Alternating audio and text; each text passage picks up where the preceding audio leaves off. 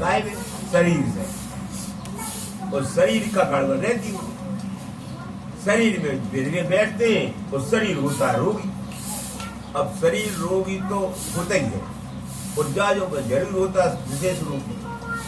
अब सारी रोग में आदमी मजबूर हो जाता है, कुछ नहीं कर सकता। बुखार आवा साहब, अब सफर पाने का शुरू पाए और होता है। अब कोई कैंसर हो जाता है, कोई कोरोना हो रहा है, कोई आँख पर आ रही है, कोई नाक पर आ रही है, कोई को कान पर आ रहा है, कोई को पेट पर आ रहा है, किडनी, कितने रोग, हजार। अब क्या करेंगे? इसके लिए ये मंत्र है, हटिया पड़े हो चाहे आप बीमार हो, जीभ चला रहा हो, जीभ को कोई रोग नहीं।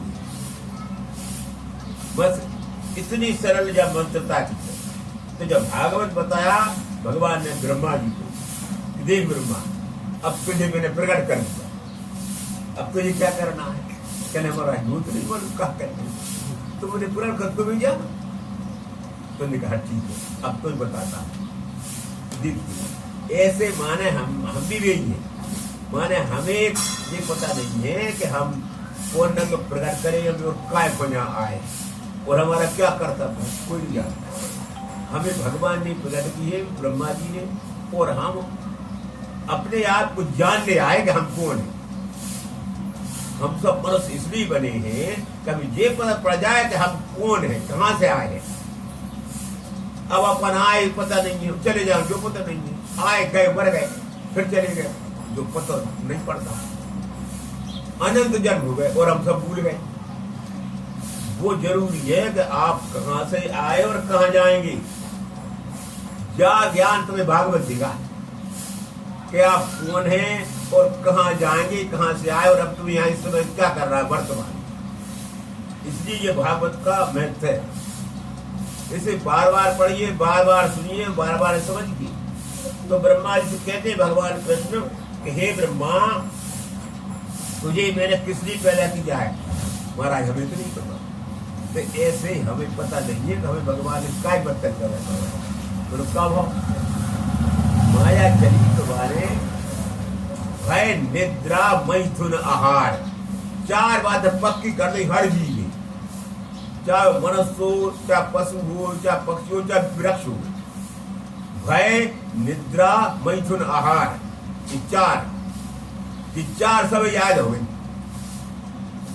आप विचार करिए इनपे, भय निद्रा मैथुन आहार, इन चार ही चीजों में लगे सब। इसके आगे कुछ नहीं जानते,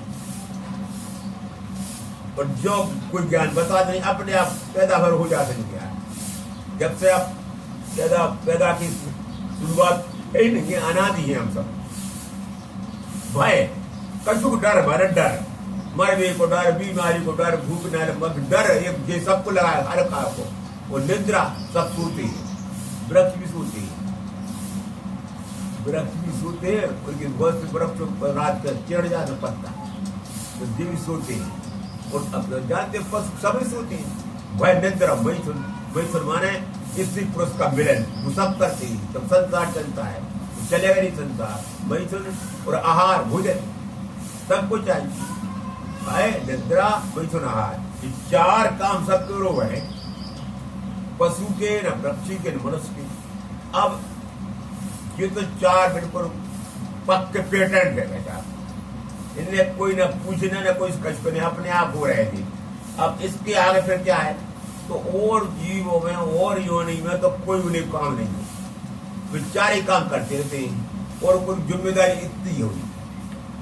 कुत्ता बिल्ली पशु को जय चार ही काम कर आगे मरेंगे, कोई भोगो नहीं है, भोगियो नहीं है, कर्मियों नहीं है, न उन्हें पाप लगे न पुण्य, तो भोग रहे, भोग आए हैं, न और कर्मी को पाप लगे न पुण्य लगे।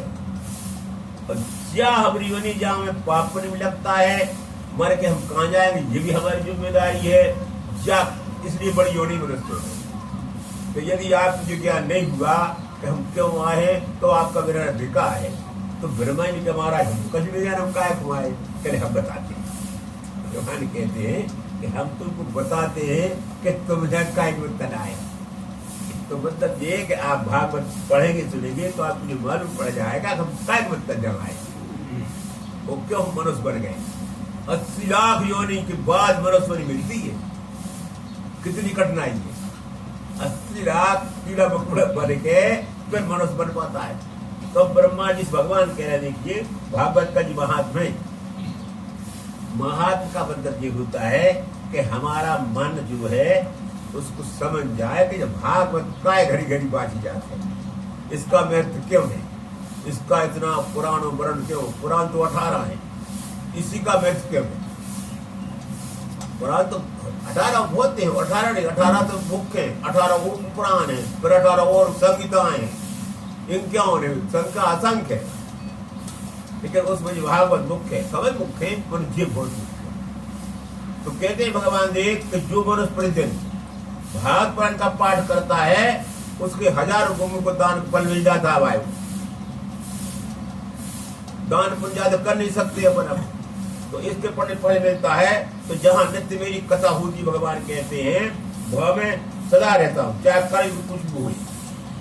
जहाँ भगवान की कथा होती रहती है वहां कलयुग नहीं आ सकता, भगवान का निवास होता है। तो जो मानव मनुष्य कोई और पशु कर नहीं सकता है, इस वैष्णव शास्त्र को आदर करता है, उसके लिए देवता भी आदर करते हैं। तो हे ब्रह्मा, सदा घर में भागवत शास्त्र रखना चाहिए, पढ़ना चाहिए, नहीं पढ़ो तो पूजन करो, इस स्थान में मंदिर बना लो या कोई कमरा में धर लो ग्रंथ को और पूजो।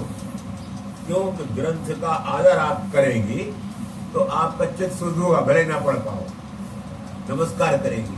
तो कलयुग के जीवन कितनी सरलता है इस भागवत की। तो सुनते ही महाराज कहते हैं कि जहां जहां चतुर्मुख भगवान की कथा होती भारे था, तो भागवत पुराण का सम्मान करना चाहिए, हृदय में इसका आदर है। जो इसमें लिखा है बिल्कुल सत्य है, एक अक्षर भी झूठा नहीं है।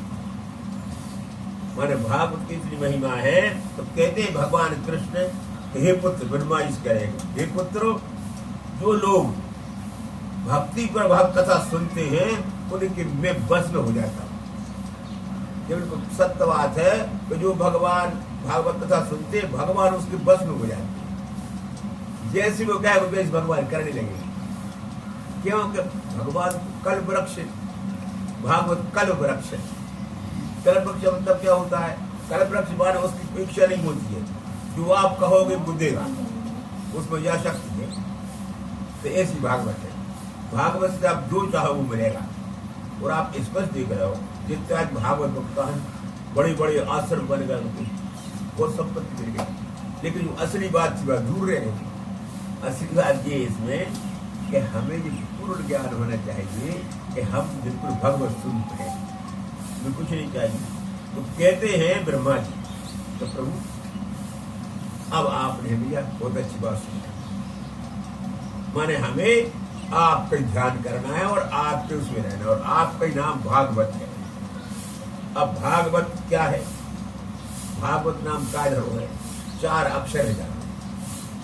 तो अब भगवान तो एक चले गए, तो ब्रह्मा अब तुम्हें इसका स्मरण करना है, सेवन करना है, पर सारी बुद्धि इसमें लगाना है भागवत। तो ब्रह्म के तो अंतर्धान हो गए। अब देखिए भगवान को दर्शन देने चले जाते हैं, लेकिन जो उनका ज्ञान सदा रहता है। तो हमें तो हृदय में ये रखना चाहिए कि भगवान आचा ना है, दर्शन है, उनके संत जो है भक्त, उनका संग करें। बस भगवत भक्तों का संग मिलना चाहिए।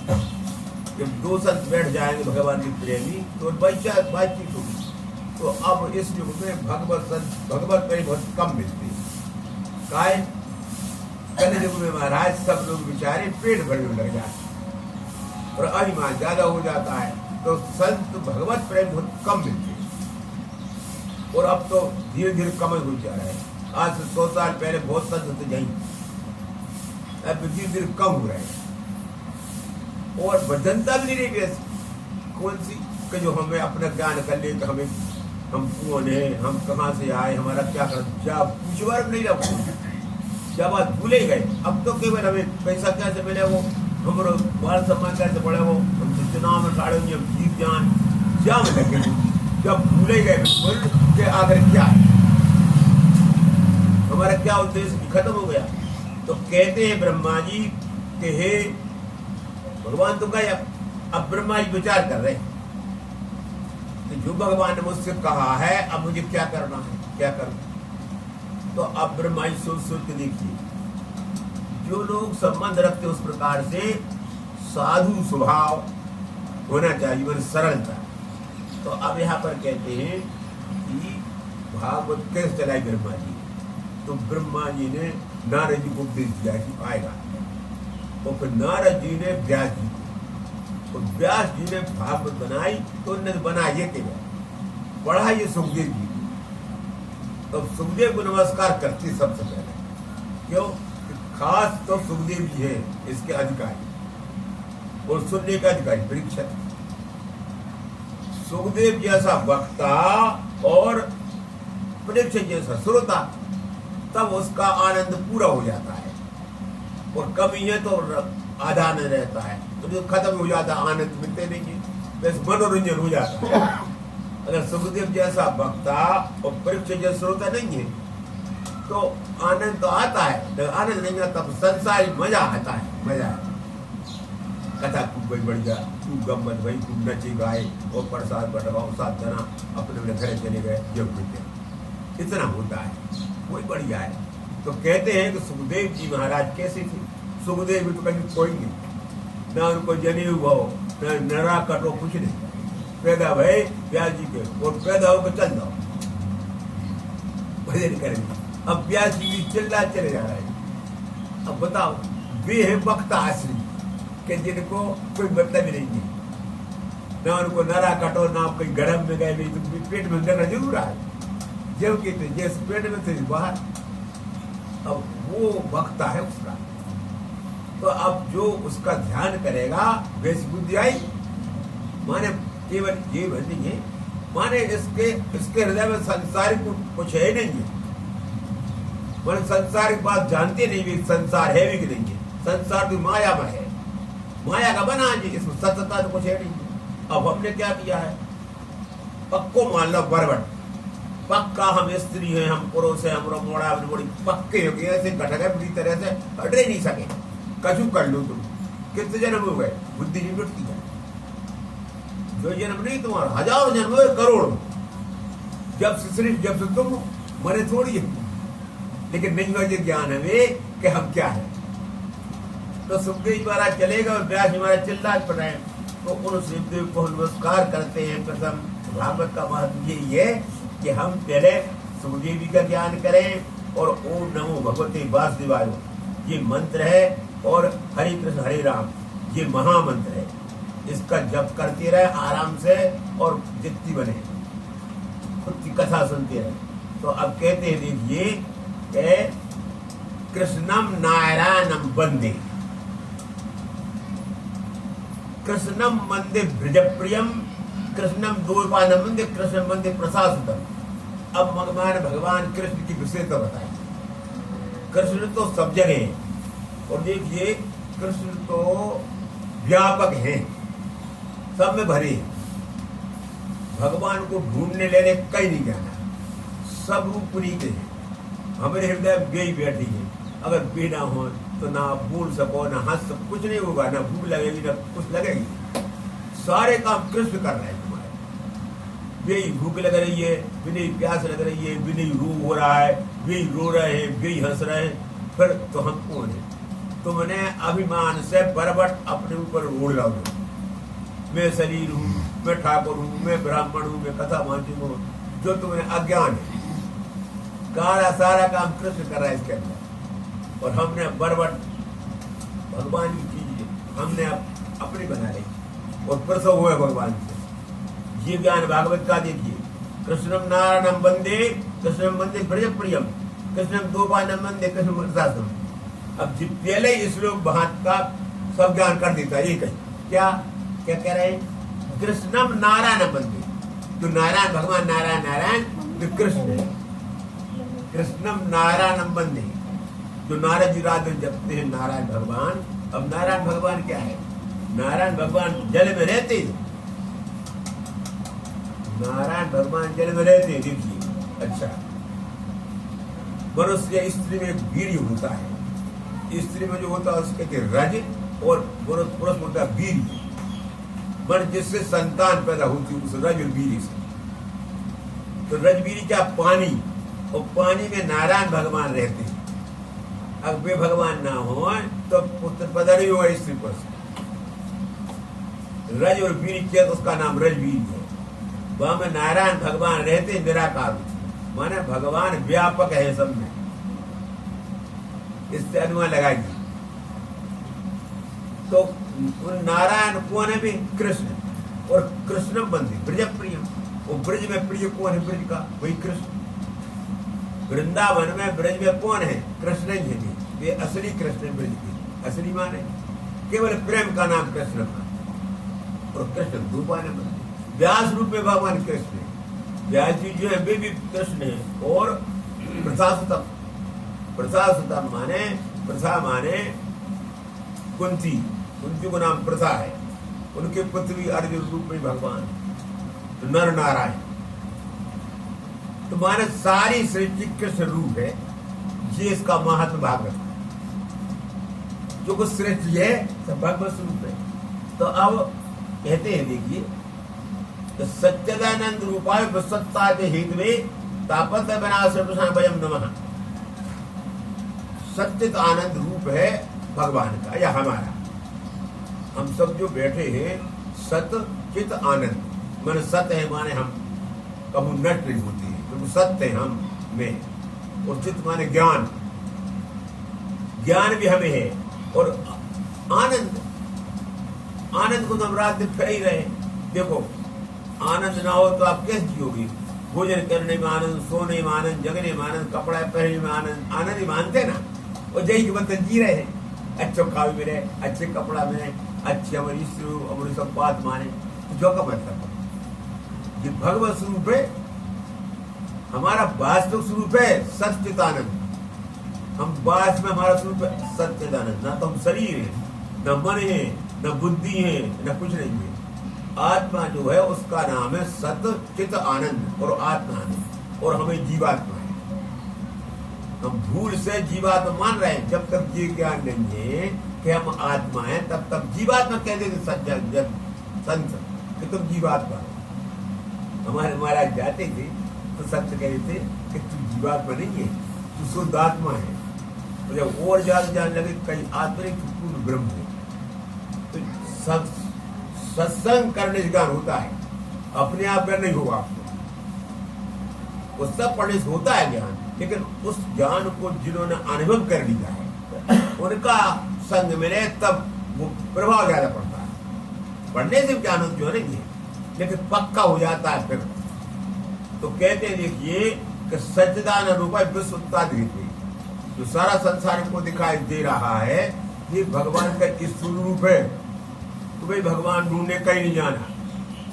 बद्री नारायण, जगदीश, रामेश्वर, द्वारका कब नहीं जाना, उनमें भगवान जाने के सब भगवान है उनमें, लेकिन सबसे पहले तो हम में है भगवान।